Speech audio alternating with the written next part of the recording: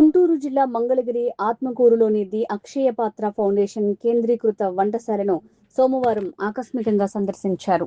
పాఠశాల విద్యార్థులకు అందజేసే మధ్యాహ్న భోజన పథకంలో భాగంగా ఇక్కడ జరుగుతున్న ఆహార తయారీ విధానాన్ని మరియు నాణ్యతా ప్రమాణాలను ఆయన స్వయంగా పరిశీలించారు.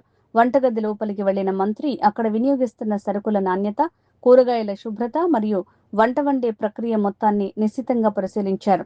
ఈ సందర్భంగా విద్యార్థులకు నిత్యం సరఫరా చేసే భోజనంలో పౌష్టికాహార విలువలు ఏ విధంగా ఉండేలా జాగ్రత్తలు తీసుకుంటున్నారనే అంశంపై అక్కడి అధికారులను, సిబ్బందిని అడిగి వివరాలు తెలుసుకున్నారు.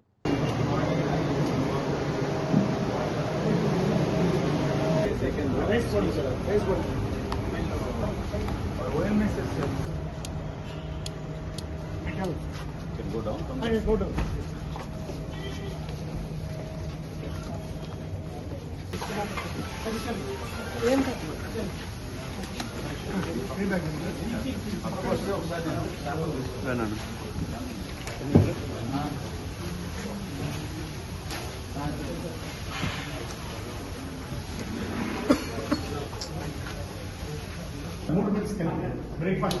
I'm asking you, how much do you procure the rice? Rice. One sample.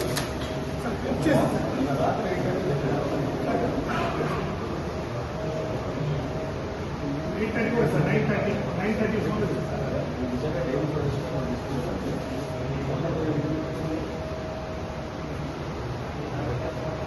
Give me those answers. You have to answer the question. At least you would have seen one process. Getting from the Hyderabad నుంచి వస్తుంది sir oil ఇది palm oil వాడు. Why from Hyderabad?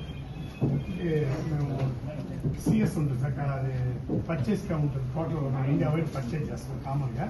ఎక్కడైతే మనకి ఎవరైతే lower L1 వస్తారో లో cost వాళ్ళ దగ్గర కొంటాం సార్.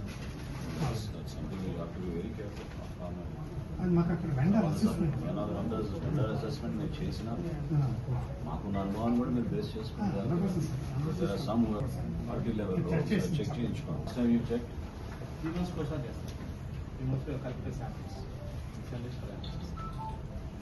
10 days బ్యాక్ కూడా వచ్చారు సార్. మన ఇచ్చేసాను. Maybe having your area sir దాంట్లో అంటే వన్ కుక్ అయిన తర్వాత ఎక్కడ హ్యూమన్ టచ్ మా నాన్స్ ఏంటంటే ఆ రైస్ అన్ని కూడా ఎక్కువ ఉంటే కింద ప్రొడాల్లో పడిన తర్వాత కుక్ అయిన క్వాలిటీ వాళ్ళు కూడా టెస్ట్ చేసి ఆ టెస్ట్ చేసే రైస్ మీద దాంట్లో కలపదు. వాళ్ళు చిన్న రెడ్ కలర్ బాక్స్లో పెడతారు వాటర్లో, దాన్ని ఆ కట్టాడు షాప్ అని. వన్స్ కుక్ అయిన రైస్ చూపించి వెజల్లో పడి మూతేస్తే ఫైనల్గా స్కూల్లో సర్వ్ చేసే ఆయా సీసీ వాళ్ళు ఓపెన్ చేసే వరకు ఎక్కడ హ్యూమన్ టచ్ అవ్వదు.